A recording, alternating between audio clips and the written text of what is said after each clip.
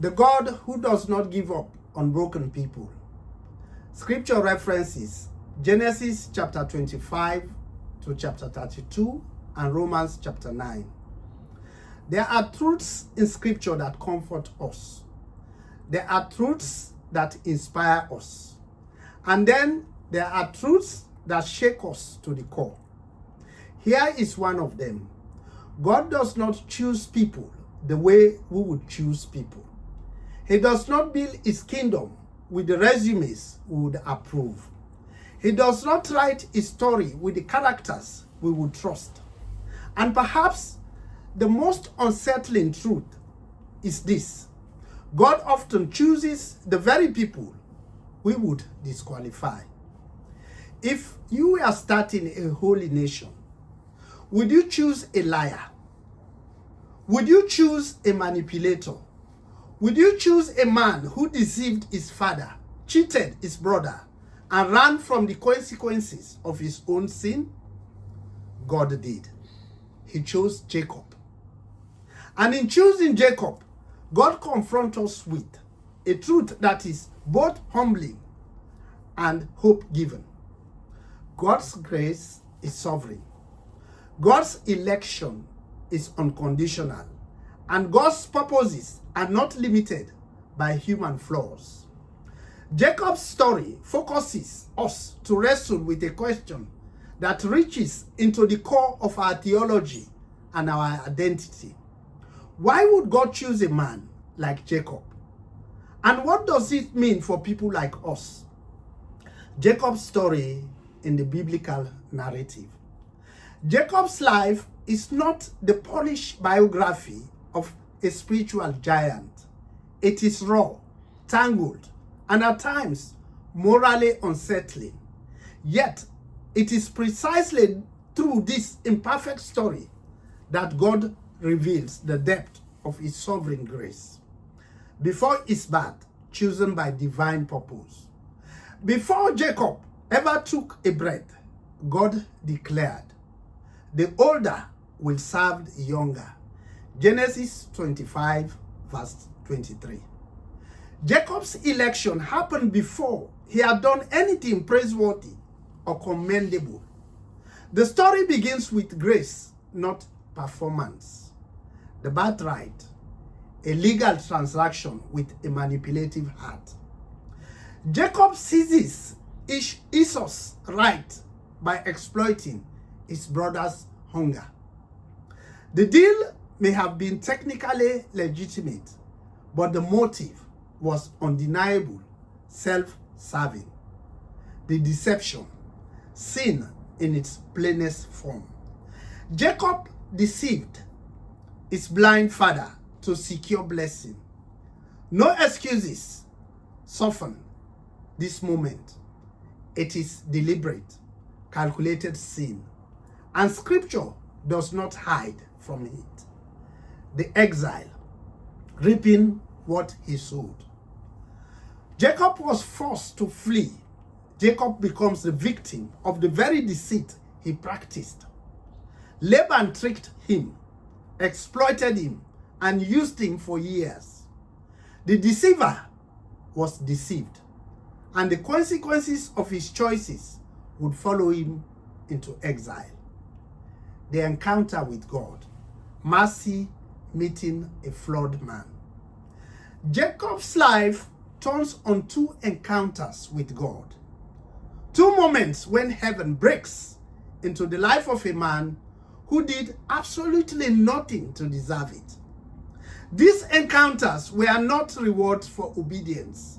They were interruptions of grace, divine intrusion into a life marked by fear, deceit, and running. The first time Jacob met with God was in Bethel. Genesis chapter 28, verse 13 to 15. Jacob was not on a spiritual retreat when God met him.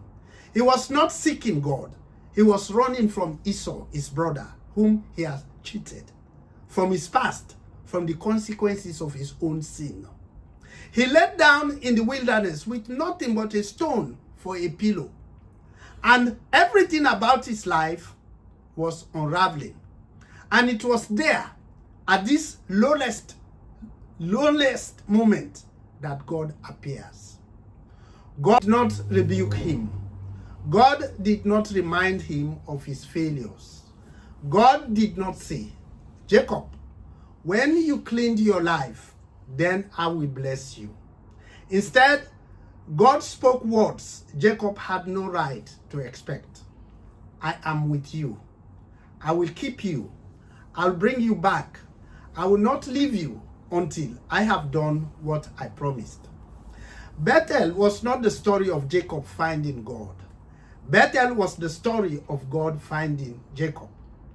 It is mercy in the wilderness, grace in the place of guilt, a promise spoken over a man who deserved judgment but received kindness.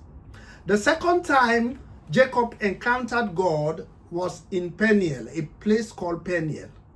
Years later, Jacob was on the brink of meeting his brother Esau again.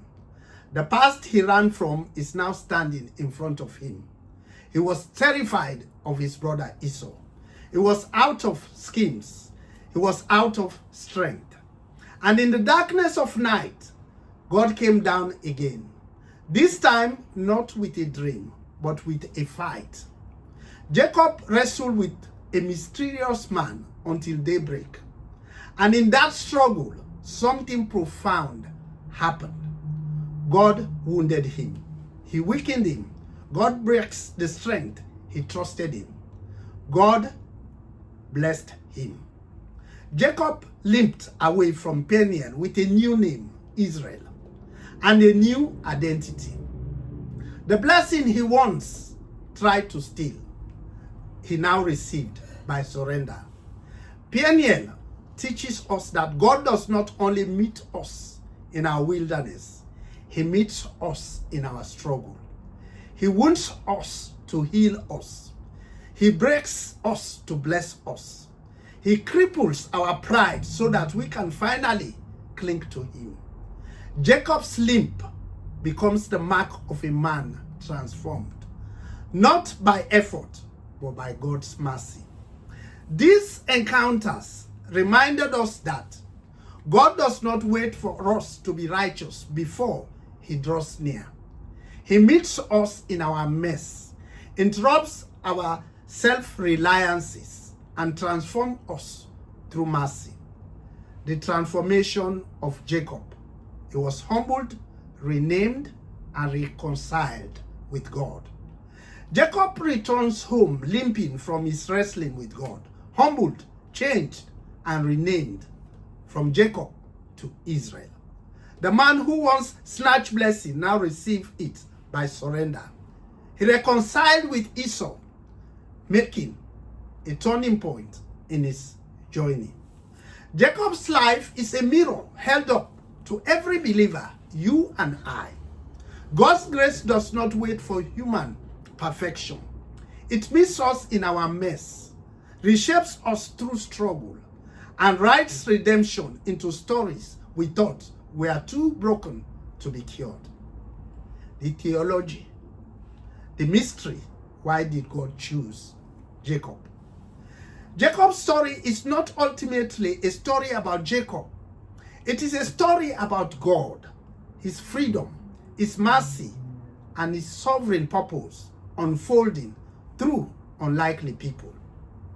Paul's explanation of this in Romans chapter 9. Paul reaches back to Jacob and Esau to illuminate the mystery of divine election. Before the twins were born or had done anything good or bad, the older would serve the younger, as it is written, Jacob I loved, but Esau I hated. Romans chapter 9, verse 11 to 13. Paul's point could not be clearer. God's choice was not grounded in Jacob's morality. God's choice was not based on Jacob's future performance. God's choice was anchored in God's sovereignty and purpose alone. Jacob's life becomes exhibit A. That election is not a reward. a goodness, it is an act of sheer mercy. Unconditional election. Reformed theology is a biblical, historic, and God-centered framework for understanding the Christian faith. It is about a vision of God that is big, sovereign, holy, gracious, and utterly central to everything.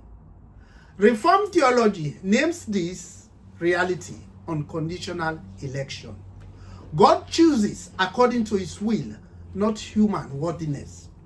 God's grace is not a reaction to human goodness. It is the cause of it. God's plan is never threatened by human failure. Jacob's sin was real, painful, and consequential, but it never nullified God's promise. Jacob, a hero of faith or manipulator? The honest answer is both. Scripture refuses to crush its complexity. Jacob was a manipulator. His schemes deceived and exploits. He was also a man of faith. Hebrews 11 honors him for blessing Joseph's sons by faith. The Bible does not sanitize Jacob. It presents a deeply flawed man whose life becomes a canvas on which God plants his mercy, divine sovereignty, and human responsibility. Jacob's story holds two truths in tension: God's sovereignty. His purpose for Jacob was set before Jacob's birth. Human responsibility. Jacob's deceit caused real wounds and real consequences. God's sovereignty never excuses sin. Human sin never overturns God's sovereignty. Joseph later captured this paradox perfectly in Genesis chapter 50 verse 20, talking about his brothers who sold him to slavery in Egypt. Joseph said, "You meant evil against me, but God meant it for good, in order to bring it about as it is this day, to save many people alive." Lessons for Christians today. 1. God's grace is never earned. Romans chapter 9 verses 4 to 16 reminds us that God's mercy flows from his own sovereign heart, not from human merit. If flawless characters were the requirement, every one of us would stand disqualified. Jacob's life becomes a living picture of this truth. Salvation is rooted in grace and grace alone, sustained by grace alone, and completed by grace alone. 2. God delights in redeeming deeply flawed people. Jacob was not chosen because he was admirable. He was chosen because God is astonishingly good. The same God who shaped Jacob's crooked story into a vessel of blessing still works through our weaknesses today. Our limitations become the stage on which the strength of God shines brightest. 3. Forgiveness does not erase all consequences. Jacob was forgiven by God, but he was not insulated from the ripple effects of his sin. He endured exile, deception, family dysfunction that echoed for generations.